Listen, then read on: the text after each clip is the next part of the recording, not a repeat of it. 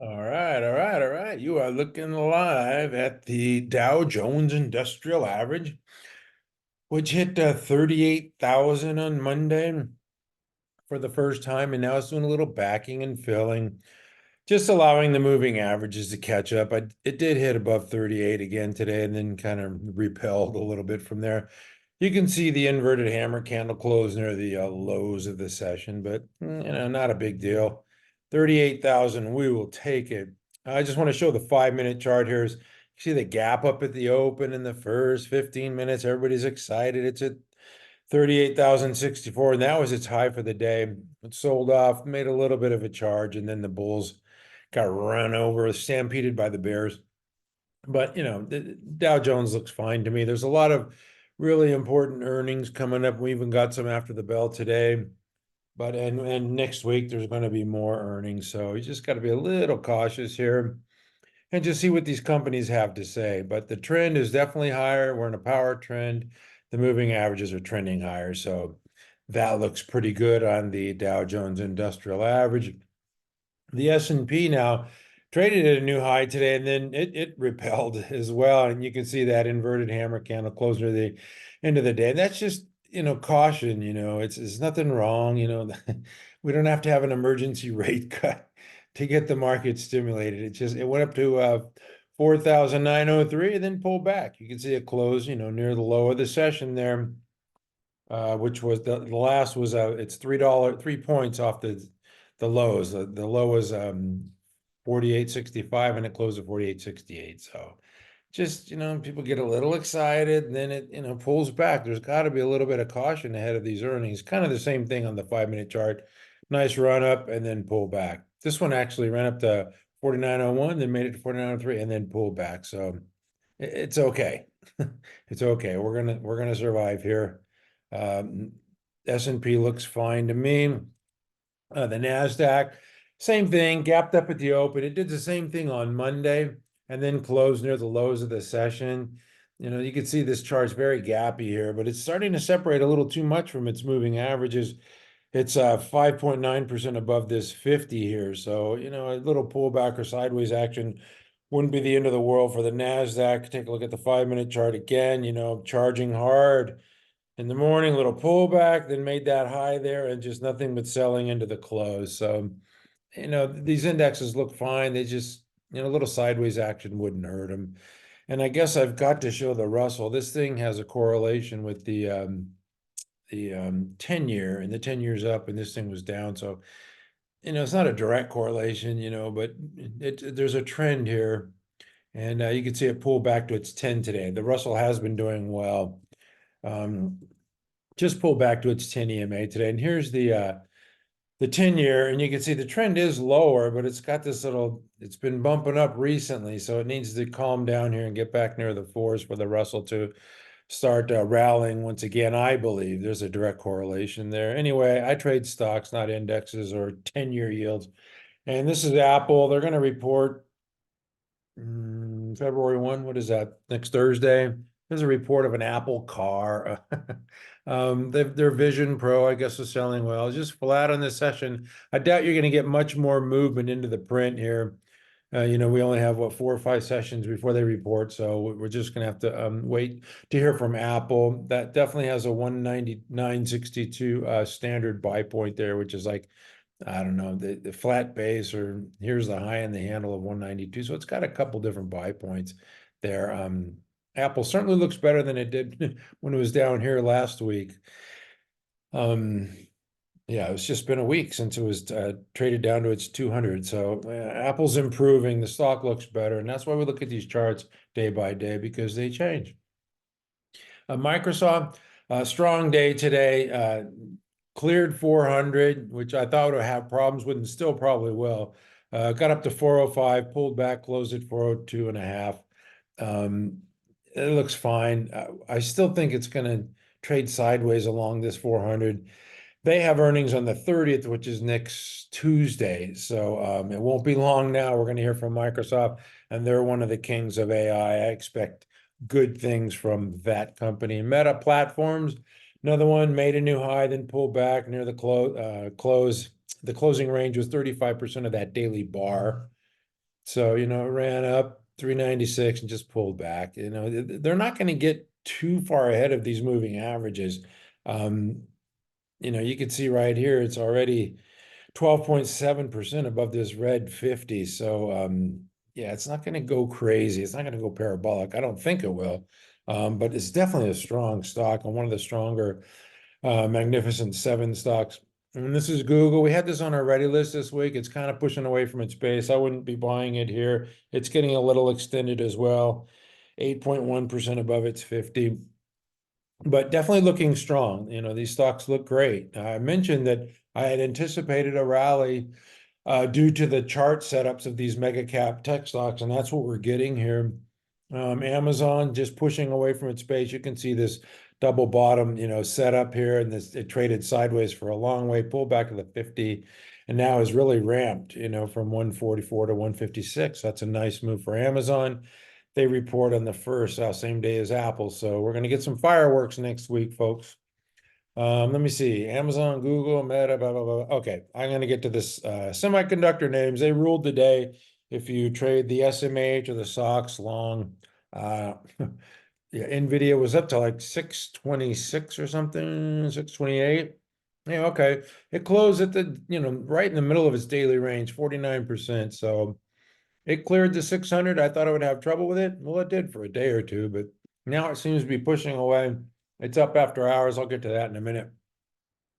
But NVIDIA, definitely a leader, looking great. AMD, I just got to point out I know I've done this before. You guys are probably getting tired of me saying this. Just the institutions just cannot get enough of this stock. Look at these big blue volume bars. Today's volume was 124 million shares traded, 93% above this average daily volume, which is rising because there's so many damn shares being traded. The institutions came back from the Martin Luther King holiday last week and just buy, 4 days in a row, bang, bang, bang. Even on a short week, it had above average volume. And then they come in on Monday and they downgrade the stock due to valuation, like I think the firm, it might have been JP Morgan, I forget who it was, but they said that AI is not going to be that big because Lisa Su said it was going to be like 400 billion market or something. So it pulled back 3.5% on Monday, and then what? No, just buy it right back up, right? I mean, Monday it came down to a 164s, and today it closed at 178. So, and it's up after hours as well. It cleared 180 today, I believe. Yeah. So, yeah, they report on Tuesday the 30th. AMD just looks fantastic. Broadcom, come on, it's AVGO, right? I wish they wouldn't change your ticker symbol. My wife worked here, and I just know it as Broadcom. Great people who work here.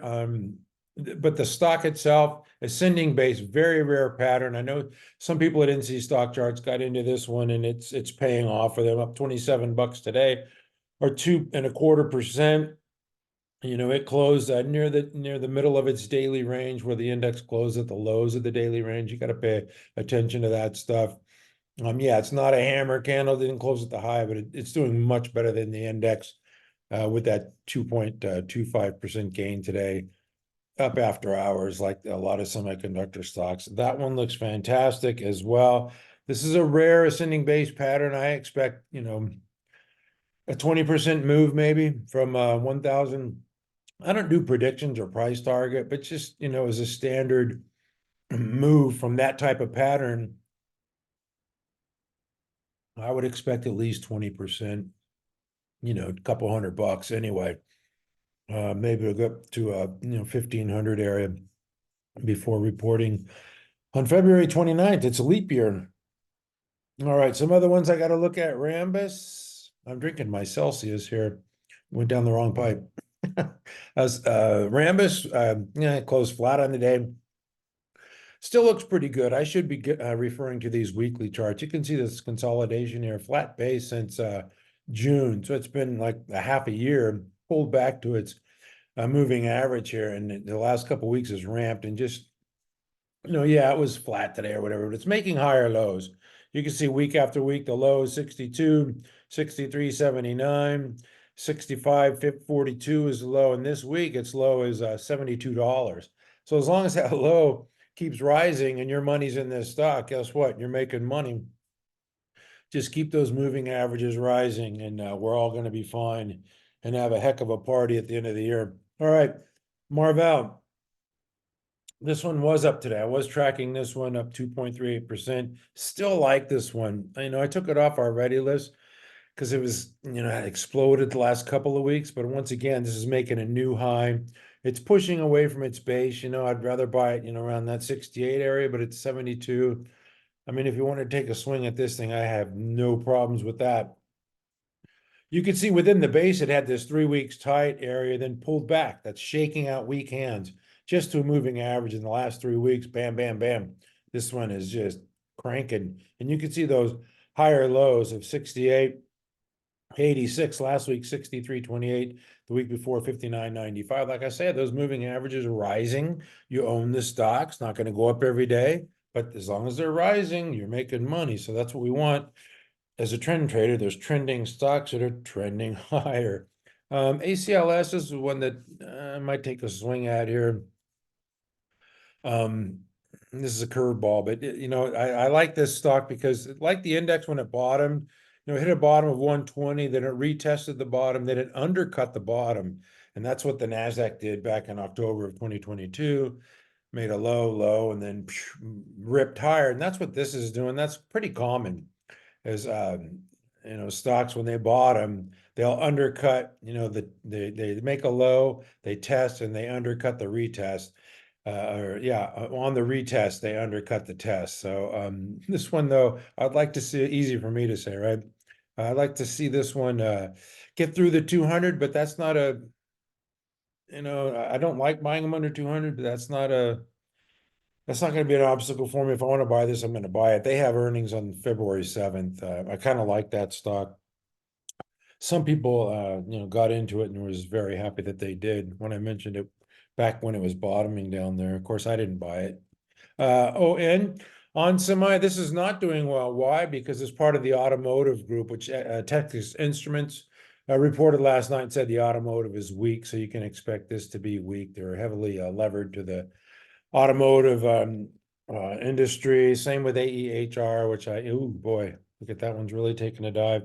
And Texas Instruments, how did that one fare today after that earnings report? Not bad. Pull back to its 10, down 2 something percent. Anyway, I'm going to move on to the software names because they got hammered today. It just goes that way. This one pulled back to the 50, it ramped nicely, and now it pulls back, but it's still above its 10 EMA. Any stock above the 10 is doing well. Yeah, 1.2%. So, I'm going to get to it, but you can see these stocks up after hours. So there's a reason for that. Adobe, this one was strong today. This is considered, one of the larger leading mega cap tech stocks. It was up 1.5%. One of the, not that many software names up today. Microsoft and Adobe notwithstanding. Fastly, this is one I have on my ready list. Once again, made a big move and then just pulled back a little bit today, 0.5%, big deal. But you can see these moving averages rising here. And if you can, the closer you can get to, these moving averages to buying, I think the better off you're going to be. Don't have to chase them when they ramp up like this. It was up to 21.68 today, so it fell quite a bit. 5% move from the top today. Datadog is another one. Got downgraded yesterday on some AWS shenanigans. This stock has made a big move though, from 77 to what was it, 136 earlier in the week? Yeah, 136 on Monday. And now it's pulled back a couple days, back to its 21. But you could see the rising moving averages, and as long as they're rising, and let's go to the weekly. If the moving averages are rising and the lows are higher lows, like we're seeing here, the low was 110.70. 3 weeks ago, it was 116.61. Last week, it was 120.28. Now this week, the low is 122.22. So as long as those lows are rising, you can see the pullback there to moving average. Just a fantastic cup with handle pattern. But, it's going to take some time. These things take time. It's sold off for, I want to say years, but it was many, many months. The volume was heavy today. on that pullback for Datadog. Yeah, the software names were not strong. Spotify notwithstanding, I'm going to put this in the software group. Why not? This one's in a flat base, consolidated. Now it's pushing away from its base. You can see the shake out there one day to the 21. People say, oops, I don't want it. It's going back to the 50, and then it just reverses higher. So it's a strong market, folks. And these strong market stocks going to make strong moves. Let me see here. Datadog spot. Okay, Netflix. I got to get to a couple of these ones. I'm going to do Netflix and SMCI. But Monday is another one of our stocks on our ready list. It's fine. You can see this stage one is trying to emerge. Really, this is a base on base pattern trying to emerge. You can see a couple of 3 weeks tights in here. It's just having trouble pushing away. It's up 7% this week. We'll take that every week. But yeah, Monday looks good. I did mention Netflix, of course. They had earnings. They've been raising my rates, darn it. And they're also adding subscribers. So they're the kings of streaming, which, good for them. They're getting into sports now. Sports is an entertainment. It was up more than 10% with 528% above average daily volume. That is a move not to be ignored, Dan. So definitely pay attention to Netflix and see if that one can move higher. You can see it breaking away from its base here. So breaking out of a base with volume, we like that. SMCI, this one traded up near 500 today. 496. Anyway, they raised guidance last week and it's just been a juggernaut ever since. Got a lot of momentum. You can see the big volume buyers here, and the moving average is spiking higher. They said, I think they signed an NDA or something, that they have a secret partner, and many people believe it's. I read this in Barron's that it's Meta Platforms, because Meta's spending a ton of money on NVIDIA chips, and they're going to need the racks, the servers, the cooling system from that SMCI provides. But they have a secret partner they couldn't say. Maybe Meta wants to say it. Maybe it'll never be discussed. That's kind of an old Steve Jobs trick. We're going to give you the business, but you can't talk about it type of thing. So anyway, we're going to learn more when they report earnings on Monday. I doubt if they'll divulge that partner, but they'll probably say business is strong and we're going to have good guidance for the rest of this year. Anyway, that's enough of that. I got to go to the drug stocks. These are going nowhere. Eli Lilly, NVO, there's just consolidating in a little base. The little cocoons are going to be butterflies soon when they report earnings, because there's just too much demand for their products, and they're going to report killer earnings. I have no doubt about that. I don't know how the stock's going to react. You never know that, but I'm darn sure they're going to report strong earnings. Novo Nordisk, they're building manufacturing plants. They're buying manufacturing plants. They're doing as much as they can to get more product on the market this year, and they're raising prices too. So their margins are going to be going up. Yeah, you might want to get these while they're consolidating, because when they move, they're going to do something like this, and then you're going to be chasing it. Anyway, KURA, another biotech stock. I had it on our ready list because of, obvious reasons, this big cup with handle pattern. But it was up 46%. Okay. It was just an over subscribed offering. A lot of people want in on this company, so they have good data. And so gosh, it was up 46% with 1,300 percent above average daily volume. Look at that big volume bar. So that's a move not to be ignored as well. That one looks good. I saw it up in pre-market. I didn't know it was going to go up 46%. Oh, wow. Intuitive Surgical. This is what I say about earnings, This is up this morning on a pretty strong earnings report. They're saying that elective surgeries are coming back, and it just pulled back to its 10. So sometimes you get funky moves. I don't think there's anything wrong with Intuitive Surgical. Sometimes you just get these wacky moves around earnings times. So don't want to get shaken out if you have conviction in a stock. I've got to go to the home builders because I talked about them yesterday. Like I said, when you get those big, volume bars on an earnings report, it's trading at an all-time high going into the print. When you're doing that, it's got to be a perfect print. It wasn't, had some hair on it. And the fuzzy report is not going to be rewarded. And I say institutions, they don't start they don't have complete a position in one day or 1 week or 1 month. It takes time. So I would expect continued selling, and there's nothing wrong with DR Horton. It just needs to form a base here. It's just dead money. Opportunity cost. When you can be an AMD or NVIDIA, why would you want to sit through a pullback like that? Pulte Homes, same thing. Just a little bit of weakness. They report next week. Lennar, they report in March, but same thing, slicing moving averages with volume. So these do not look too good to me anyway. Like I said, it's opportunity cost, when these things are showing weakness. Yeah, pulled back to the 21. This one looks fine within like a flat base, but like I said, it's opportunity cost. You could, at least I can put my money elsewhere. Some of the retail names today were down. It was a tough day. If you weren't in those high quality tech stocks, retail got hit. Decker still, it's above its 10 EMA. It looks fine. They report earnings next week on holdings. This one, wow, what a dive, 6%. I don't know if there was news there or not. I have to look more into that. I just knew that the footwear stocks were super weak today. Don't really know why. Retail sales were strong last week, and they've been strong. And this is CROX just kind of trading tight in there, right around that 100 level. So it's not going to give up that 100 easily. And what else did I? Oh, ELF. ELF is into the mid cap 400, and it's just trading kind of tight. Low volume now. I would expect that into their print next week. So ELF Beauty taking mind share and market share. I would expect a strong report, but you never know how they're going to react, right? But over time, I think this is going to be a big time winner. As you can see, this is the IPO base, the breakout. This is a perfect cup with handle breakout. RIP now forms this other base.